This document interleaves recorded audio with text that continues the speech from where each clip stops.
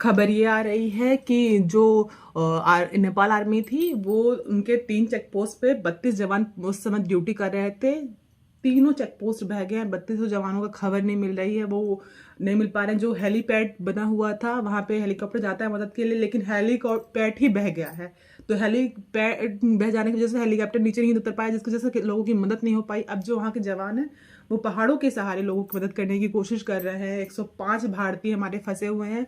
उससे भी बड़ी न्यूज़ ये है कि हमारा बिहार भी इस बाढ़ के झपेट से में आ सकता है। इंडियन गवर्नमेंट ने बिहार के 8 जिलों में अलर्ट जारी कर दिया गया है। और जो बिहार की सोगदानी नदी है कोसी, उसमें जो 57 फाटक लगे हुए हैं, 56 नहीं 57 फाटक हैं, उसके सारे फाटक खोल दिए गए हैं पानी के, ताकि पानी का दबाव ना बढ़े, लोगों को किसी तरह की कोई हानि ना हो। साथ में यूपी और नेपाल के जो बीच के बॉर्डर है, तो जो यूपी का क्षेत्र है नेपाल से लगा हुआ है, उसमें भी अलर्ट जारी हो चुका है। इससे हमारे इंडिया को भी बहुत इफेक्ट होगा। अगर ये बहाव नहीं रुकता है या फिर इसका वेग कम नहीं होता है, तो हमारे यूपी और बिहार के जो नज़दीकी ज़िले हैं उस नदी के आसपास के, वो प्रभावित होंगे उससे। लगभग क्या कहते हैं 60 कर्मचारी जो नेपाल में काम कर रहे थे पावर प्रोजेक्ट में, वहाँ 13 ऐसे पावर प्रोजेक्ट चल रहे थे, उस पर 60 कर्मचारी सुरंग के अंदर काम कर रहे थे।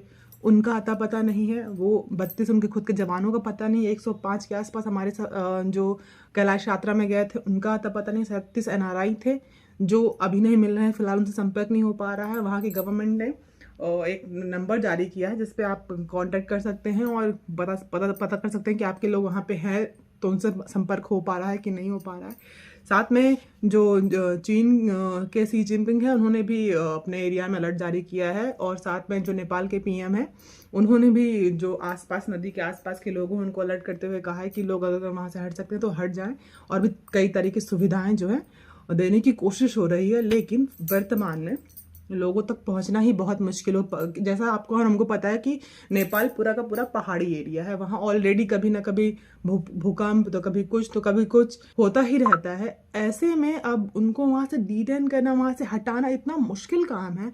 फिर भी वहाँ के जवानों को सैल्यूट करना पड़ेगा। वो जी लगाकर काम कर रहे हैं पहाड़ों के सहारे।